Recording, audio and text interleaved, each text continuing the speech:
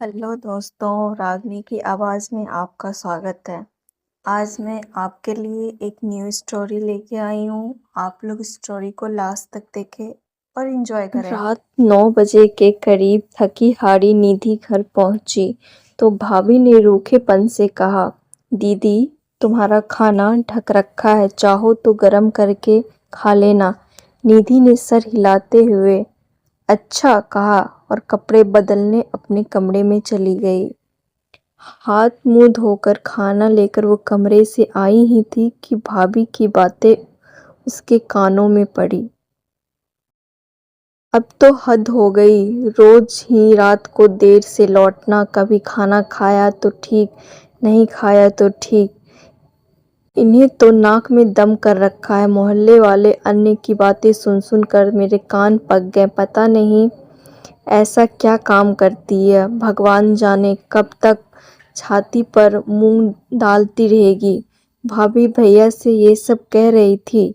अब तक भैया ने एक शब्द भी नहीं कहा था। इस पर चीखती हुई भाभी बोलती, अब कुछ बोलो भी, तुम्हारी सह पाकर ही तो सर पर चढ़ती जा रही है। कल ही दीदी ने साफ साफ बात कर लो, वरना मैं ही पूछ लूंगी। इस पर भैया का कुछ धीमा स्वर कुछ धीमी आवाज में सुनाई दिया, अरे ऐसा गजब मत करना, भगवान उसी की कमाई से तो घर चल रहा है। कुछ और निर्णय ले लिया उसने तो पछताते फिरोगी। भूल गई क्या पिछली घटना, जब हमारे तंग करने पर गर्ल्स हॉस्टल रहने चली गई थी। वह तब से घर में कैसे फोड़े पड़ गए थे, कितनी मुश्किल से मना कर लाए थे हम उसे। यह बात निधि के दिल से नस्तर सी चुभ रही थी और बातों अब तो आए दिन होने लगी थी। निधि सुन सुन कर थक चुकी थी, हर बार खून का घूंट पीकर रह जाती। उसकी भूख खत्म हो चुकी थी। उसने थाली को वापस रसोई में लाकर रख दिया और चुपचाप बिस्तर पर आकर लेट गई। नींद आंखों से कोसों दूर थी। सुबह उसे जल्दी मिसेज अग्रवाल के यहाँ पहुँचना था। दिन भर कभी ट्रेन का तो कभी बस का सफ़र करना पड़ता। हर जगह से दूसरी जगह पहुँचना यह उसकी दिनचर्या का हिस्सा था। निधि फिजियोथेरेपिस्ट थी। उसने अपने मरीज के घर जाकर व्यायाम, मालिश आदि के बारे में बताना समझाना पड़ता। इसके लिए उसे मुंबई जैसे शहर में बहुत भागदौड़ करनी पड़ती थी।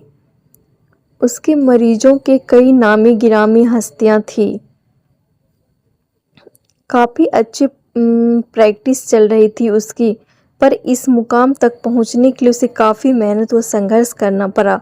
जिंदगी के 15 साल उसने ऐसे पैसे में बिता दिए थे, तब कहीं जाकर वह इस मंजिल तक पहुंची थी। उसे काफ़ी जद्दोजहद करनी पड़ी थी अपने आप को स्थापित करने में। निधि को याद आने लगे वो दिन जब वो छोटी थी, बड़े भाई के बाद हुई थी और खूब नाजों से पाला था उससे उसके मम्मी पापा ने। नन्ही पड़ी सी गुड़िया लगती थी वो। उसके पापा उसकी हर फरमाइश पूरी करते, हमेशा कहते, निधि की माँ देखना एक दिन मेरी बेटी इतनी बड़ी ऑफिसर बनेगी, दुनिया उसके आगे झुकेगी। पढ़ाई में इतनी होशियार है और सुंदर भी है। इसके लिए तो मैं राजकुमार सर दूल्हा ढूंढूंगा। माँ भी पिता के समर्थन करती। उनके उनके यहाँ कई पीढ़ियों से बेटी नहीं हुई थी, अतः बेटी की बहुत ख्वाहिश थी उसके पापा को। पर यही हालत तब खत्म सी हो गई जब एक और बेटे की चाह ने उनके यहाँ और 6 बहनें लाइन से पैदा हो गई। पिताजी सब संभाल ही रहे थे कि एक दिन हार्ट अटैक से चल बसे। उस वक्त वह 9वीं कक्षा में थी। 7 बहनों में इकलौता भाई अधिक लाड़ प्यार से बिगड़ गया था। उसका मन पढ़ाई में बिल्कुल नहीं लगता था। वही निधि पढ़ाई में होशियार थी। पिता की मृत्यु के पश्चात माँ ने भी खाट पकड़ ली। अब तो स्वयं की पढ़ाई, घर का काम, छोटी छोटी बहनों का देखभाल, सभी की जिम्मेदारी अकेले निधि पर आ पड़ी थी। उसने पिता के मिले प्रोटेक्टिव फंड की रकम को बैंक में जमा करवाया था, साथ ही ट्यूशन भी करने लगी। समय पर उसे वक्त से पहले ही परिपक्व बना दिया था। 12वीं के बाद उसने फिजियोथेरेपिस्ट का कोर्स किया, साथ ही घर, परिवार, बहनें सबकी जिम्मेदारी को संभालती रही। उसके पिता के दोस्त थे मंगल सेन जी। उनकी सिफारिश से उसे किसी प्राइवेट नर्सिंग होम में फिजियोथेरेपिस्ट का काम मिल गया। तब उसकी उम्र मुश्किल से 20 बरस रही होगी। तब से जो जिद्दोजहद शुरू हुई वो आज तक चल रही थी। बहनों को पढ़ाकर, कुछ बनाकर, एक एक को निपटाती गई। वह माँ बिस्तर पर लेटी लेटी बार बार बैल्या लेती रही। भाई आवारा निकल गया, बुरी सहदोत में रहने लगा। उससे तो घर में कोई मदद मिलती नहीं थी, उल्टे ही वो निधि से मांग मांग कर पैसे ले जाता। निधि जब अपनी जिम्मेदारी से मुक्त हुई तब पाया कि बालों में सफ़ेदी झलकने लगी थी। अपनी तरफ से तो उसका ध्यान ही नहीं गया था। बीच बीच में जब कभी कोई रिश्तेदार उसके लिए रिश्ता लेकर आते, माँ किसी न किसी बहाने से टाल देती। वह भी अपनी जिम्मेदारियों का एहसास कर अपने सारे जज्बातों को जज्बत कर लेती। भाई की भी शादी हो गई। शुरू में तो भाभी का व्यवहार सही रहा, पर बाद में वही भाभी अपने रंग दिखाने लग गई। घर में निधि का स्थान सिर्फ पैसे कमाने वाला मशीन की तरह रह गया था। वह तो माँ भी कुछ बदल सी गई। बहू की हाँ में हाँ मिलाते हुए वे भी निधि को ही बेबात दोषी ठहराने लगती। भाभी भी अपनी ही दुनिया में मस्त रहती। आए दिन कुछ न कुछ फरमाइश निधि से करती रहती।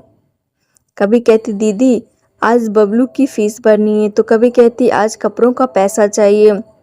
आज पिंकी कह रही थी बुआ से कहना मुझे साइकिल दिला दे, आदि आदि। निधि भी भाई के बच्चों को माँ सा प्यार देती। अपनी सारी कमाई भतीजे भतीजी वो घर पे लुटाती रहती। बहनों के खर्च भी बढ़ते जा रहे थे। यहाँ तीज आएगी, आज मंजू का बेटा होने का फंक्शन है, उसके यहाँ सामान जाएगा। जयपुर वाली बहन की मैरिज एनिवर्सरी है, उसके यहाँ अच्छा सा तोहफा लेकर भाई जाएगा। उसके लिए साड़ी, उसके सास ससुर के कपड़े, बच्चे के कपड़े, फल मिठाई जाएगी, उसका खर्चा। आए दिन माँ की फरमाइश कुछ ना कुछ लगा ही रहता। उसने कभी सोचा ही ना था कि उसे लाड करने वाली यही माँ, उसकी अपनी सगी माँ इतनी बदल जाएगी। उसकी शादी का भी तो कभी ख्याल तक नहीं आया। ऊपर से कुछ कह दो तो घर में हंगामा, माँ का रोना धोना शुरू कि आज तेरे पिता जिंदा होते तो मेरी ये दशा तो ना होती। मैं तो अपाहिज हो गई हूँ, तुम्हारे टुकड़ों पे पल रही हूँ।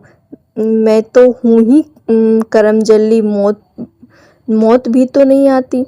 माँ का बरबराना एक बार शुरू होता तो रुकने का नाम ही ना लेता। वह सुबह एक कप चाय पीकर जल्दी निकल जाती और शाम ढले थकी हारी लौटती। भाभी से यह कहा भी कभी ना होता कि जहाँ बबलू पिंकी की टिफ़िन पैक कर रही है वहीं उसके लिए भी 2 पराठे सेक दे। हर महीने घर के खर्चे के लिए सारी कमाई हाथ में रख दो। उस पर भी यह जलालत भरी जिंदगी। क्या यूं ही घुट घुट कर जीती रहेगी? क्या यूं ही चलती रहेगी जिंदगी? आखिर कब तक? सोचते सोचते उसकी आंख लग गई। अगले दिन जब उठी तो सिर बहुत भारी था। मन नहीं कर रहा था कि तैयार होने का, पर घर पर रहकर भी क्या करती। दूसरी मिसेज अग्रवाल की आर्थराइटिस बहुत बढ़ी हुई थी। उनका व्यायाम और मसाज करने के लिए जाना ही था। बहुत पुरानी मरीज थी वो, उसकी फीस भी अच्छी मिलती थी वहाँ से। बेगम से तैयार हुई, एक कप चाय पीकर निकल गई। उसके काम पर जाने के रास्ते में एक अनाथालय पड़ता था। वह जब भी विले पार्ले उतरकर अपनी मरीज के घर तक पहुंचती तो उस अनाथाश्रम की ओर बरबस ही उसकी दृष्टि उठ जाती। कुछ समय से 4-5 साल का एक प्यारा सा बच्चा अनाथाश्रम के गेट को अपने नन्हे नन्हे हाथों से पकड़े खड़ा हुआ उससे जाते जाते टुकुर टुकुर देखता रहा। वह भी उसकी प्यारी सी मुद्रा पर दृष्टि डाले बिना न रह पाती। काफ़ी दिनों तक यह क्रम चलता रहा। एक दिन वह कुछ टॉफियाँ लेकर उस बच्चे के पास पहुंची और बैग से निकालकर उसे देने वाली ही थी। वह घबराकर पीछे मुड़ा और लंगड़ाता हुआ अंदर चला गया। निधि उसकी चाल को देखकर उसकी परेशानी समझ गई। काफी देर तक वहां खड़ी रही। उसका मन उस बच्चे को देखकर व्यथित सा हो उठा और अनमनी सी वह वहां से चल दी।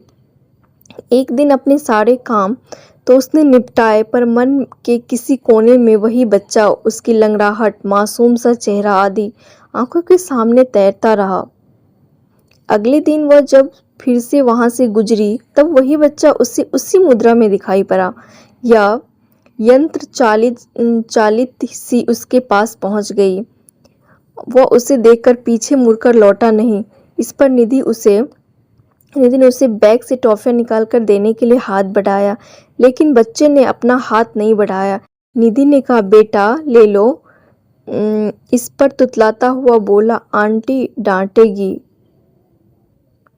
निधि को बच्चे की इस बात से उसकी समझदारी का एहसास हुआ। उसने कहा, अच्छा बेटा, एक बात बताओ, तुम्हारी आंटी हाँ कह देगी तब तो ले लोगे ना? इस पर उसने हाँ में सर हिला दिया। निधि ने पूछा, बेटा तुम्हारा नाम क्या है? राजेश, उसने जवाब दिया। निधि ने फिर पूछा, हमसे दोस्ती करोगे? इस पर उसने हाँ की मुद्रा में सर हिला दिया। अब तो निधि का यह नित्य क्रम हो गया। वे दोनों मानो एक दूसरे की प्रतीक्षा में रहते थे। निधि के मन में मातृत्व की भावना हिलोर लेने लगी। उसकी भी शादी हो गई होती तो उसके भी प्यारे प्यारे बच्चे होते। उसे वह बच्चा इतना प्यारा लगता कि उसके निर्णय लेने से उससे गोद ले लेगी। उस दिन वह अपने एक मरीज, जो कि वकील थे, से मिली। वो गोद लेने के सारे नियम जाने। उस दिन घर लौटने पर वह विचारों में झंझलुआते ही उलझी रही।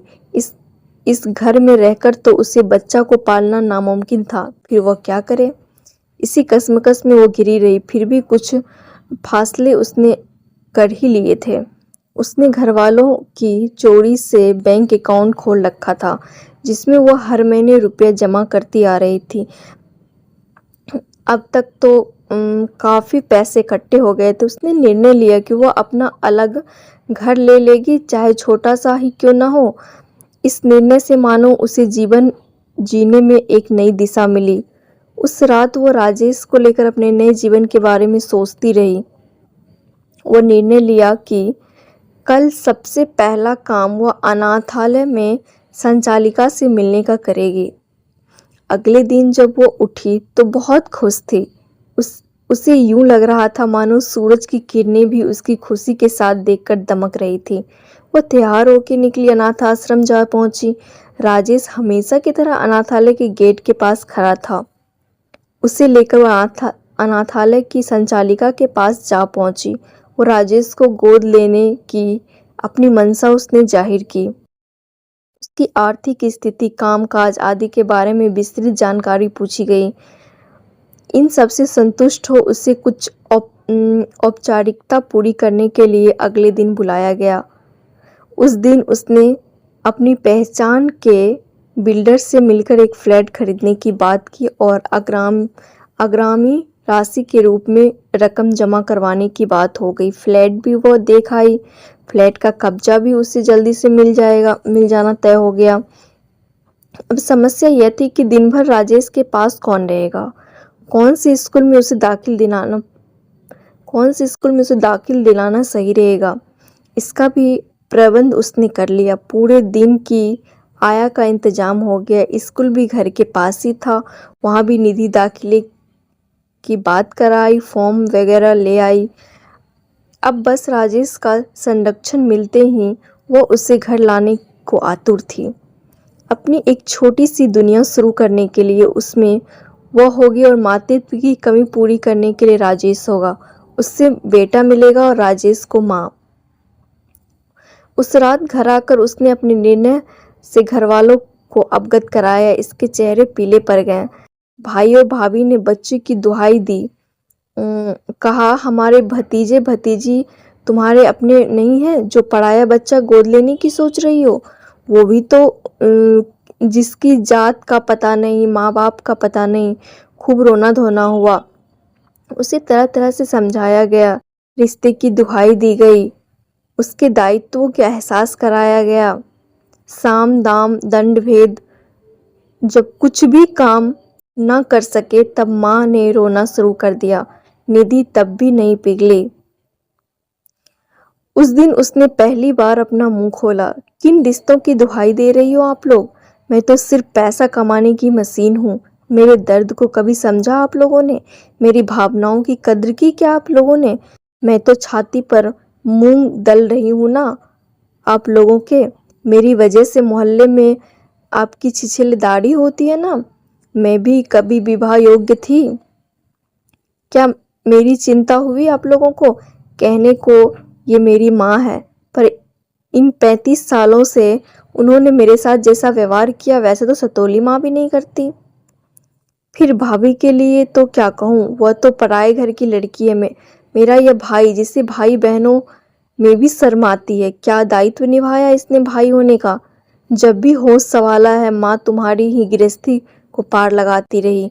न तुम्हारा यह लाडला संभालेगा अपनी जिम्मेदारी। तब सारे नगे पूरे करवाना अपनी बेटी के, जो मुझसे करवाती रही, जिन बेटियों का पक्ष लेकर मुझसे लड़ती रही। अब आए ना वो लोग आप लोगों को संभालने। आपकी बेटी ने भी जैसा व्यवहार मेरे साथ किया दुश्मन भी ना करता। सुबह से रात तक काम में अपने आपको डुबायो रखा और समय ही बूढ़ा बना दिया मुझको। क्या मेरे कुछ अरमान नहीं हो सकते? इसके बारे में सोचा कभी आपने? बहुत जी ली आप लोगों के लिए, अब जीऊंगी सिर्फ अपने लिए, अपने बेटे के लिए। सभी को अवाक छोड़ वो अपने कमरे से आई, अपना सामान समेटा और अगली सुबह का इंतजार करने लगी। अब वह भी अपनी छोटी से आसिया में अपने बेटे के साथ रहेगी। अगली सुबह जब वो सूटकेस लेकर अपने कमरे से बाहर निकली तो देखा बैठक में पूरा परिवार जमा था। बच्चे सहमे हुए से खड़े थे। भाई ने बोलने के लिए मुंह खोला ही था कि तपाक से निधि ने कहा, बस मुझे और कुछ नहीं सुनना। मेरा निर्णय अंतिम निर्णय है और इसे मैंने बहुत सोच समझ कर लिया है। बच्चों की पढ़ाई के लिए मैंने बैंक में पैसे जमा करवा दिए। ये लो पासबुक और चेकबुक। मैं नहीं चाहती आपके साथ ये निर्दोष भी सजा भुगते। और यह कहकर अपना सामान लिए वह तीर सी निकल गई, सबको अवाक छोड़कर। थोड़े दिन तक वो हॉस्टल में रही। इस बीच उसे फ्लैट में कब्जा मिल गया। घर का जरूरी सामान खरीदकर घर को व्यवस्थित किया।